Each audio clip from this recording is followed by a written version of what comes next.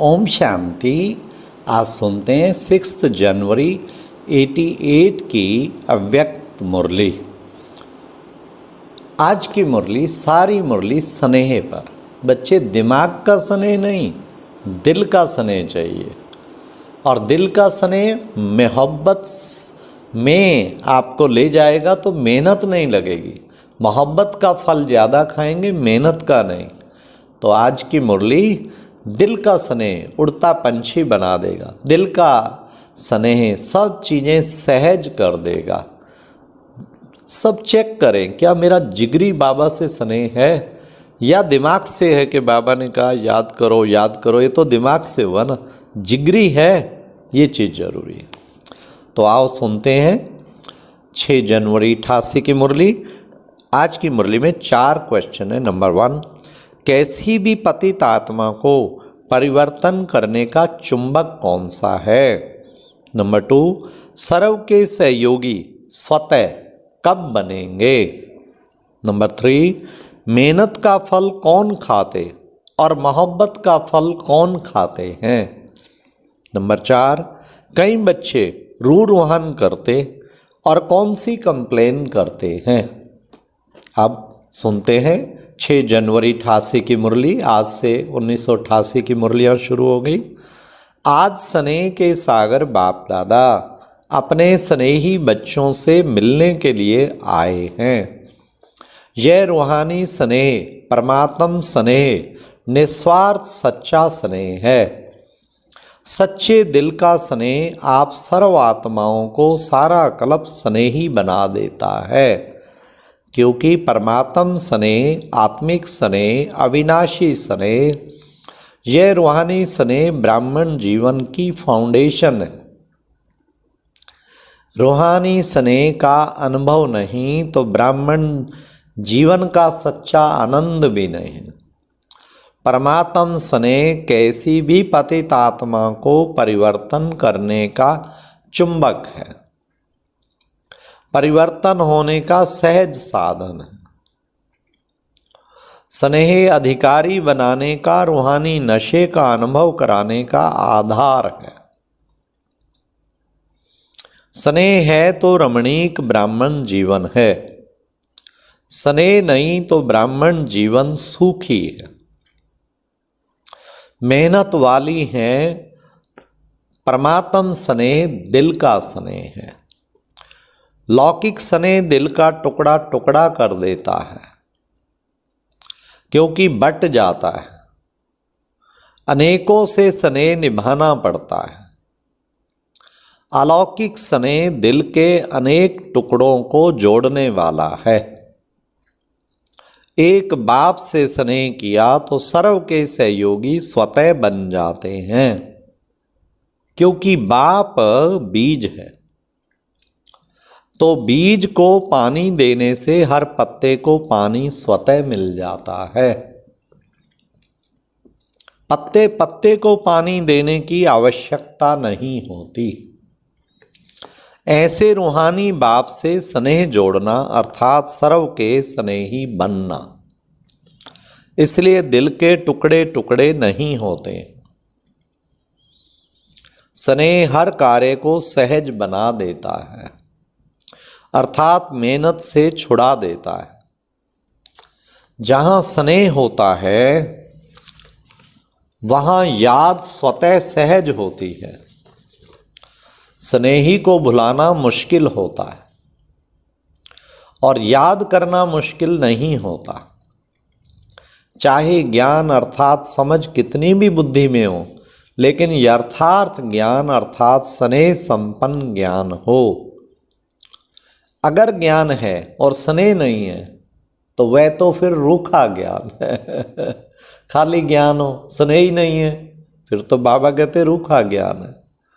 स्नेह सर्व संबंधों का दिल से अनुभव कराता है। दिल से स्नेह होना चाहिए, फिर दिल से अनुभव होता रहेगा। सिर्फ ज्ञानी जो हैं वह दिमाग से याद करते हैं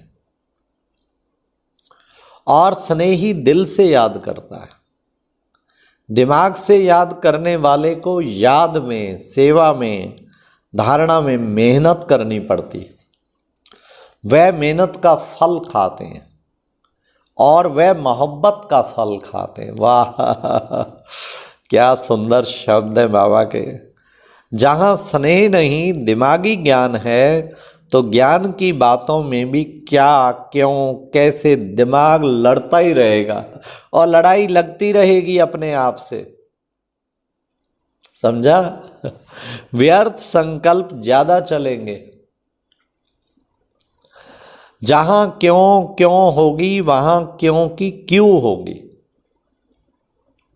और जहां स्नेह है वहां युद्ध नहीं लेकिन लवलीन है, समाया हुआ है।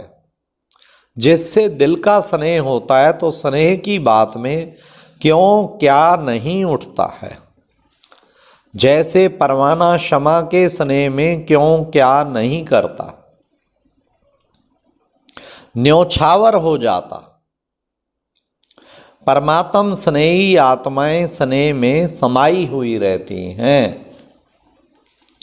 कई बच्चे बाप से रूरुहान करते, यह कंप्लेन करते हैं कि ज्ञान तो बुद्धि में है, ब्राह्मण भी बन गए, आत्मा को भी जान गए, बाप को भी पूरे परिचय से जान गए, संबंधों का भी पता है, चक्र का भी ज्ञान है, रचयिता और रचना का भी सारा ज्ञान है, फिर भी याद सहज क्यों नहीं होती। आनंद का व शक्ति का शांति का सदा अनुभव क्यों नहीं होता। मेहनत से क्यों याद आती है, निरंतर क्यों नहीं याद रहती, बार बार भूलती क्यों है। इसका कारण क्योंकि ज्ञान दिमाग तक है।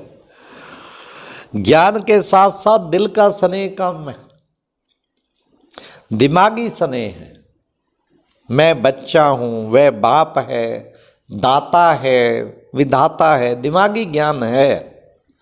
लेकिन यही ज्ञान जब दिल में समा जाता है तो स्नेह की निशानी क्या दिखाते हैं, दिल। तो ज्ञान और स्नेह कंबाइंड हो जाता है। ज्ञान बीज है लेकिन पानी स्नेह है। अगर बीज को पानी नहीं मिलेगा तो फल नहीं देगा।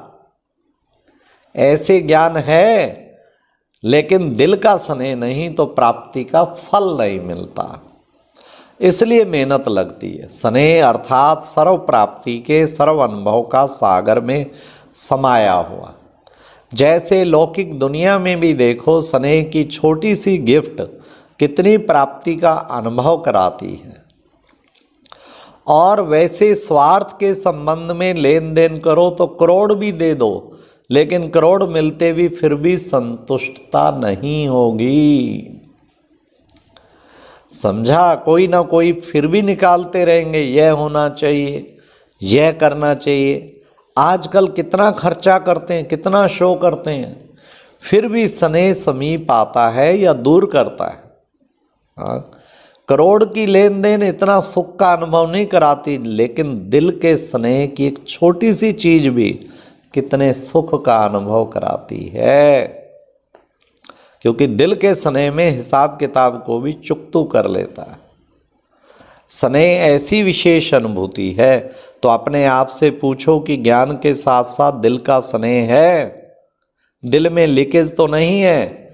जहाँ लीकेज होती है तो क्या होता है, अगर एक बाप के सिवाय किसी से संकल्प मात्र भी स्नेह है, चाहे व्यक्ति चाहे वैभव, व्यक्ति की भी चाहे शरीर से स्नेह हो, लेकिन उनकी विशेषता से हो या हद की प्राप्ति के आधार से हो, लेकिन विशेषता देने वाला कौन, प्राप्ति कराने वाला कौन। इसलिए केवल उसे ही याद करना है। तो ये था आज के प्यारे बाबा का। अच्छा, सदा व्यक्ति और वैभव के झुकाव से न्यारे बाप के स्नेह में समाये हुए, सदा यथार्थ ज्ञान और दिल के स्नेह दोनों में कंबाइंड स्थिति का अनुभव करने वाले, सदा योगी बन साधना की स्थिति से साधनों को कार्य में लाने वाले, सदा स्नेही दिल में समाये हुए बच्चों को दिल्लाराम बाप की याद प्यार और नमस्ते। तो प्यारे बाबा ने कितना सुंदर कहा हम बच्चों को। फिर बाबा ने विशेष एक और भी बात सुनाई कि देखो बच्चे, फिर बाबा कह रहे 18 जनवरी आ रही है ना, इसलिए पहले से स्मृति दिला रहे हैं। जो 18 जनवरी के दिन सदा का समर्थ दिवस मना सको, क्योंकि ये मुरली है 6 जनवरी 88 की।